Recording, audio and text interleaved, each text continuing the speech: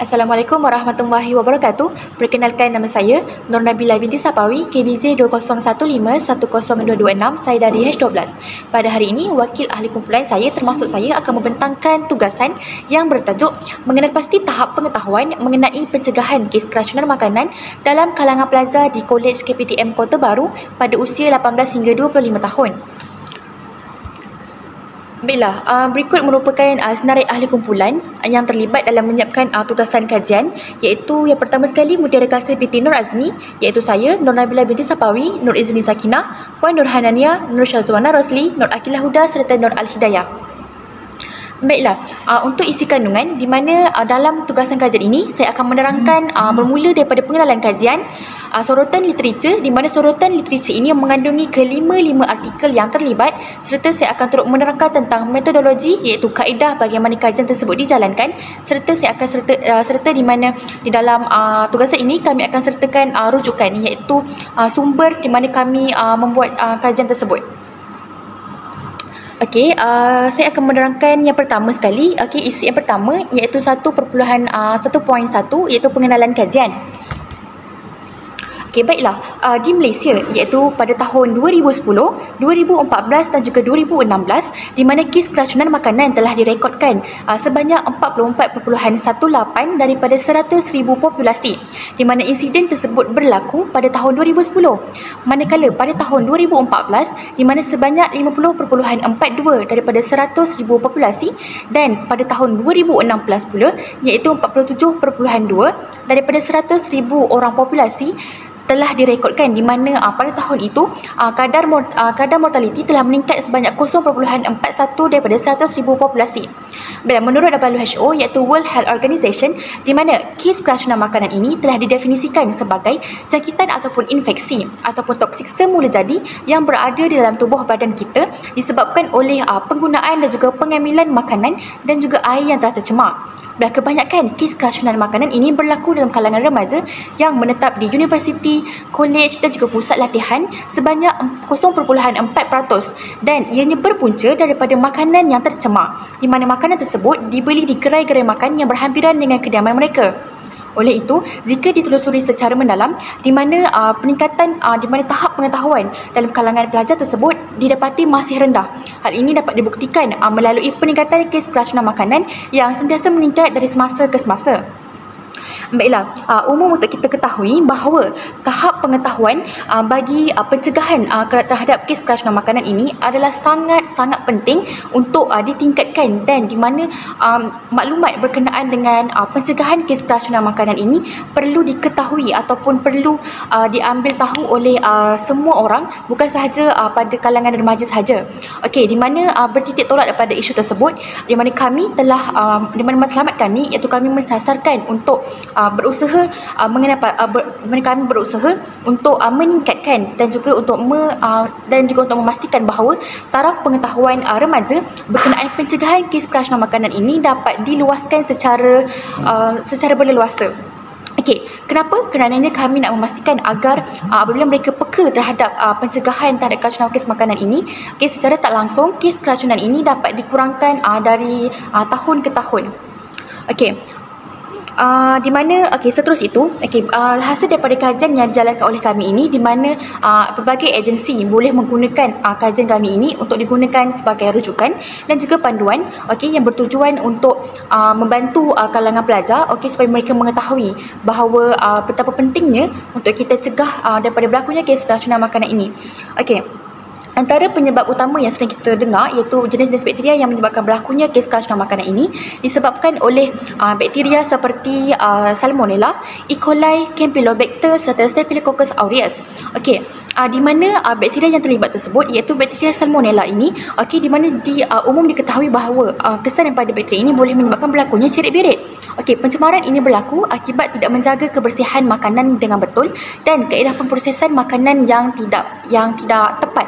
Okey, contoh makanan seperti ayam, daging, telur, susu. Okey, susu tu seperti kaedah pemastiuran yang tidak betul lah. Okey, kemudian selain itu adalah Staphylococcus aureus. Okey, bakteria yang membiak dengan cepat dan akan menimbulkan gejala-gejala lain seperti sakit perut, muntah, cerit berit dan juga demam.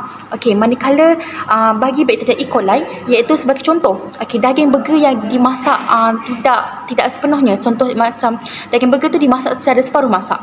Okey, dan ia boleh menyebabkan berlakunya keracunan makanan. Dan tidak lupa juga iaitu kepentingan dalam mencuci tangan sebelum dan setelah makan adalah sangat-sangat penting. Okey, selain daripada itu, itu faktor utama yang sering dikaitkan dengan keracunan makanan ini, dikatakan bahawa pencemaran silang. Okey, khususnya di Kelantan, kajian di Kelantan telah membuktikan bahawa antara faktor utama yang memegang peran penting dalam berlakunya keracunan ini berpunca daripada berpunca daripada tangan mereka sendiri. Maksudnya mereka tidak mencuci tangan dengan betul dan mereka tangan yang tercemar tersebut mereka menggunakan untuk menyediakan makanan, dan secara tak langsung kita tak tahu bakteria apa yang ada kat tangan mereka tu, dan secara tangan tersebut dia boleh menyebabkan berlakunya kes keracunan makanan disebabkan makanan yang tidak bersih lah. Cara pengendalian yang kita tak tahu sama ada bersih ataupun tidak.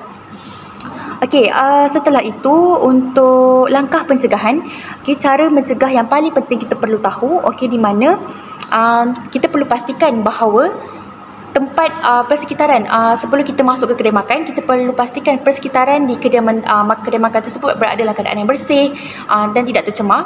Kemudian kita perlu pastikan peralatan yang akan digunakan untuk memasak berada dalam keadaan yang bersih. Kemudian kita perlu mencuci tangan sebelum dan juga selepas makan, serta tidak lupa juga iaitu kaedah pencucian tangan yang betul sangat mempengaruhi faktor kebersihan terhadap untuk mencegah keracunan makanan lah. Dan tidak lupa juga iaitu semasa kita membeli makanan, membeli bahan mentah, kita perlu pastikan bahan mentah yang pilih itu adalah segar dan juga sayur-sayuran dan juga buah-buahan yang segar. Dan kita perlu mengamalkan 3 prinsip utama iaitu kita perlu lihat dari segi bau, warna dan juga rasa sebelum kita mencuba suatu makanan. Iaitu kita perlu bau, warna kita perlu lihat daripada segi tekstur makanan dan juga rasa. Kita perlu rasa sedikit untuk mengetahui sama ada makanan tersebut masih boleh dimakan ataupun tidak. Dan sangat-sangat penting itu sebelum kita beli sesuatu makanan, kita perlu lihat pada tarikh luput, terutamanya pada bahagian tin ataupun paket. Kita perlu pastikan bahawa makanan tersebut dia belum melepasi tarikh luput. Dan suhu bagi penyimpanan sesuatu bahan makanan juga adalah sangat penting.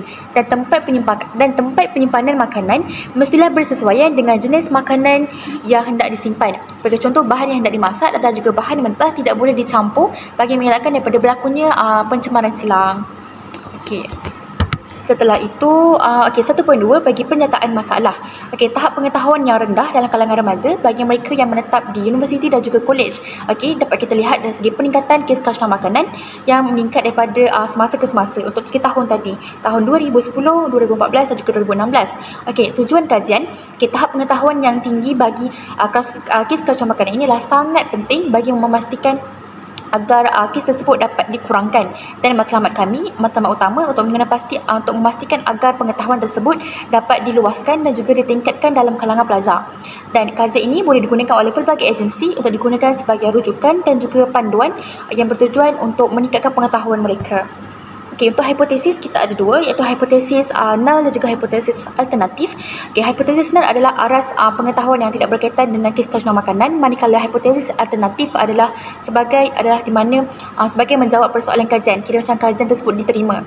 Untuk persoalan kajian, hasil dari kajian ini dibenarkan untuk digunakan oleh mana-mana agensi sebagai rujukan dan juga panduan bagi meningkatkan pengetahuan mengenai pencegahan keracunan makanan dalam kalangan pelajar. Sekian, itu sahaja daripada saya. Assalamualaikum warahmatullahi wabarakatuh. Saya Nur Izin Sakinah binti Ismail dari H11 KBJ 2015102012. Okey, bagi sorotan literature pula, artikel 1. Artikel 1 ini menerangkan bahawa terdapat merupakan kes keracunan makanan ni merupakan masalah kesihatan awam di Malaysia dan ia merupakan antara 5 penyakit berjangkit yang teratas berlaku di Malaysia. Dan artikel 1 ni menerangkan bahawa kajian ini dilakukan untuk menentukan kes keracunan makanan yang berlaku di kalangan murid sekolah di Terengganu pada tahun 2016. Dan mereka menggunakan kajian rentas dan populasi kajian pula sebanyak 21 wabak keracunan makanan dalam kalangan murid sekolah di Terengganu. Okay. Bagi sampel kajian, Sekolah Kementerian Pendidikan Malaysia KPM menyumbang kepada 95.3% kes wabak, iaitu sekolah menengah 81% dan sekolah daerah bandar sebanyak 57.1%. Bagi instrumen kajian, mereka menggunakan sistem dalam talian yang dikenali sebagai e-wabak bagi untuk melaporkan wabak penyakit berjangkit di Malaysia. Bagi prosedur penganalisis data pula, mereka menggunakan SPSS versi 24 untuk kemasukan dan penelitian data dan statistik deskriptif untuk meringkaskan ciri sosiodemografi subjek.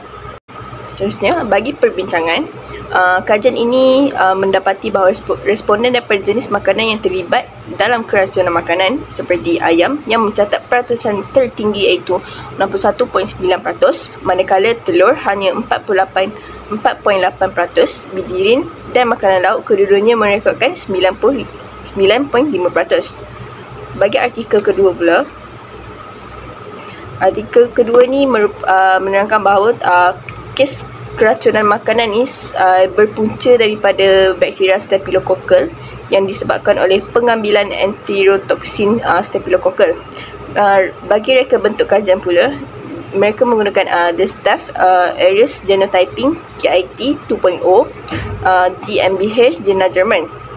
Bagi populasi kajian pula, mereka melakukan populasi kajian kepada sebuah sekolah berasrama penuh di Switzerland.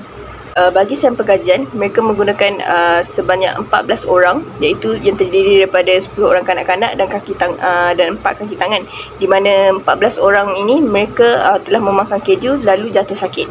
Okey, mereka juga menggunakan instrumen kajian iaitu ujian makmal, dan prosedur penganalisis data ini mereka menggunakan set to mini vidas KIT set RPLA Staphylococcus yang digunakan untuk pengesanan semi kuantitatif SEA, SEB, SEC dan SED.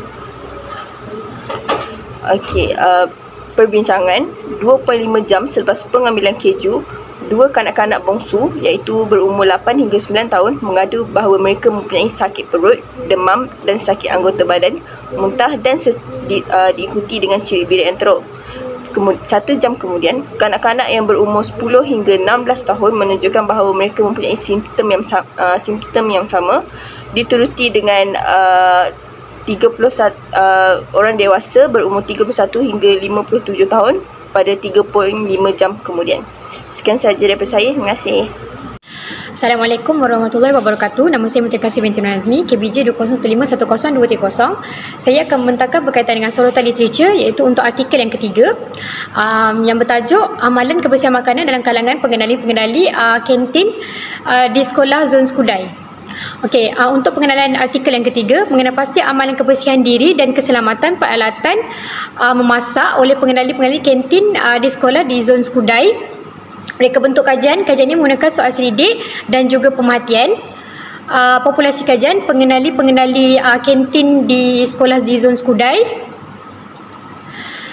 Seterusnya, sampel kajian. Okey, sampel kajian seramai 32 orang pengendali makanan dipilih sebagai responden kajian ini. Instrumen kajian, borang soal selidik dan borang pemerhatian. Prosedur penganalisis data menggunakan perisian statistik packages for social sciences ataupun SPSS 15.0 for Windows. Dan lain sekali perbincangan. Secara keseluruhannya, pengetahuan pengenali kantin dari aspek kebersihan diri, kebersihan premis atau tempat penyediaan makanan serta kebersihan peralatan memasak dan menginam berada pada tahap yang tinggi. Okey, seterusnya saya akan membentangkan berkaitan dengan artikel yang keempat, okey, iaitu yang bertajuk pengetahuan kebersihan makanan dalam kalangan remaja dan dewasa. Okey, untuk pengenalan, penyakit bawaan makanan yang merangkumi spektrum dari penyakit masalah gastro usus kecil kepada penyakit yang mengancam nyawa seperti botulism, salmonella, kolera dan hepatitis A. Jumlah kes keracunan yang dilaporkan di Australia dan keseluruhan meningkat sejak 10 tahun lalu. Lebih kurang daripada satu daripada suku penduduk kebanyakan negara berisiko tinggi mendapat penyakit ini. Di mana kajian ini dijalankan di Australia dan United Kingdom. Kajian ini menggunakan kajian rentas untuk reka bentuk kajian. Populasi kajian pula sekolah menengah dan universiti di Australia dan United Kingdom mengambil bahagian dalam tinjauan di bawah instrumen pengetahuan keselamatan makanan dan item demografi. Okay, yang seterusnya, untuk sampel kajian, 475 pelajar dari sekolah menengah dan universiti di Australia dan United Kingdom mengambil bahagian. Instrumen kajian pula menggunakan borang soal selidik. Prosedur penganalisis data menggunakan analisis regresi berbilang iaitu hierarki. Data yang dianalisis dibahagi kepada dua bahagian iaitu skor pengetahuan dan pemboleh ubah demografi tentang keracunan makanan. Dan akhir sekali berkaitan dengan perbincangan untuk artikel yang keempat. Secara keseluruhan, tahap pengetahuan yang rendah didapati dalam kalangan pelajar sekolah yang menjawab dengan betul iaitu sebanyak 38%. Item ukuran pengetahuan manakala pelajar universiti menjawab dengan betul sebanyak 54% item ukuran pengetahuan. Di mana kita dapat lihat tahap pengetahuan untuk pelajar universiti dan juga pelajar sekolah di Australia dan United Kingdom berada di paras yang rendah. Sekian, terima kasih. Saya Nur Akilah Huda binti Amran, nombor ID KBJ 2015-10236 daripada H12. Saya menerangkan artikel 5 yang bertajuk Pengetahuan dan Amalan Keselamatan Makanan dalam kalangan pelajar perempuan di Asrama Utara Jordan. Untuk pengenalan, penyakit keracunan makanan ini adalah disebabkan oleh amalan pemprosesan makanan yang tidak betul. Selain itu, orang dewasa juga tidak mempunyai pengetahuan yang cukup dalam langkah-langkah untuk mencegah penyakit keracunan makanan ini. Oleh itu, objektif kajian ini adalah untuk menilai tahap pengetahuan keselamatan makanan dalam kalangan pelajar perempuan yang tinggal di Asrama Utara Jordan. Reka bentuk kajian ini berbentuk kajian keratan rentas di mana ia menyasarkan kepada kalangan pelajar perempuan yang tinggal di Utara Jordan sebagai populasi kajian. Ia juga menyasarkan kepada seramai 867 pelajar perempuan sebagai sampel kajian ini. Kajian ini juga menggunakan borang soal selidik dan untuk prosedur penganalisis data pula, kajian ini menggunakan pakej statistik untuk sains sosial versi 15.0 SPSS. Statistik deskriptif digunakan untuk semua pemboleh ubah. Ujian kuasa 2 C2 untuk menguji perbezaan pemboleh ubah antara sosiodemografi dan juga akademik. Seterusnya, untuk perbincangan kajian artikel 5 ni pula, ia didapati lebih daripada responden melaporkan bahawa mereka yang mendaftar dalam kelas ini terdapat terdiri daripada kelas sains makanan, pemakanan ataupun mikrobiologi sebanyak 56%. Mereka juga pernah beberapa kali menyediakan makanan sebanyak 53%. Dan penilaian pengetahuan mereka dalam keselamatan makanan ni adalah cemerlang ataupun sangat baik. Seterusnya, untuk metodologi kajian, iaitu kajian yang daripada kajian kami sendiri. Reka bentuk kajian kami adalah secara survey di mana kami menyasarkan kepada pelajar-pelajar di institusi pengajian tinggi Kolej Politek Mara Kota Baru di Kelantan. Kami juga menyasarkan sampel kajian seramai 50 orang pelajar di keseluruhan kolej ini. Dan kami juga menggunakan instrumen kajian secara survey yang diedarkan dengan menggunakan Google Form, di mana link Google Form ini kami edarkan secara di media sosial, contohnya seperti di WhatsApp, Telegram dan juga Instagram. Seterusnya, dalam prosedur pengumpulan data, data yang diperolehi melalui Google Form itu kami edarkan kepada pelajar dan kami akan peroleh jawapan tersebut apabila pelajar menghantar ataupun submit Google Form yang kami sediakan beberapa soalan, iaitu sebanyak 15 soalan. Seterusnya, prosedur penganalisis data.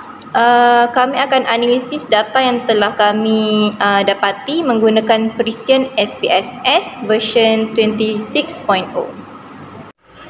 Okey, jadi ini merupakan link rujukan kami ataupun adalah beberapa rujukan kami yang telah kami dapati. Ada 10 dan 5 di antaranya daripada artikel yang telah 5 daripadanya yang merupakan artikel yang telah kami cari, dan lagi 5 merupakan untuk proposal kami akhir.